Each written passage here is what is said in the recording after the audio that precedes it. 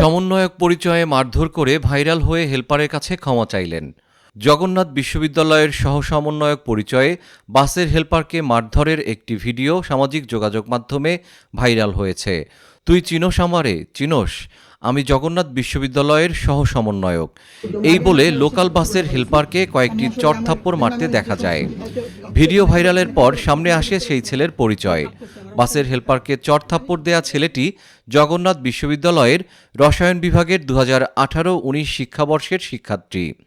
নাম তৌসিফ শাকিল, ডাকনাম শাকিল।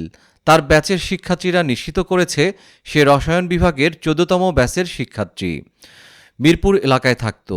এদিকে একজন শিক্ষার্থীর এ ধরনের আচরণ অত্যন্ত লজ্জাজনক বলছে বিশ্ববিদ্যালয়ের সাধারণ শিক্ষার্থীরা।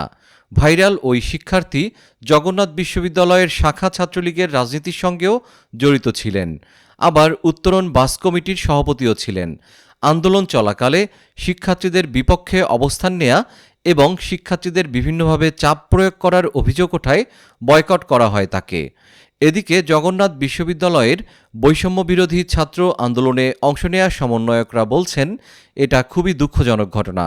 তবে সে আমাদের সমন্বয়কদের কেউ নয়, সে আগে ছাত্রলীগ করত।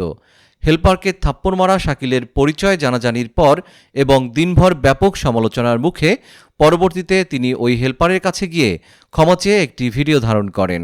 ভিডিওতে দেখা যায় ওই শিক্ষার্থী বলছেন, আমি রাগের মাথায় সব করে ফেলছি, আমি অনেক ভীত সন্ত্রস্ত, আমি কাল রাত থেকে ঘুমোতে পারছি না, খেতে পারছি না, আমার শরীর কাঁপতেছে, আমি বিভিন্ন জায়গা থেকে থ্রেট পাইতেছি, আমার কোনো রাজনৈতিক পরিচয় নেই, আমি আপনাদের সঙ্গে রাব বিহেভ করে ফেলছি, আমি ভয়ে একটা পরিচয় দিয়ে ফেলছি, আমাকে মাফ করে দেন।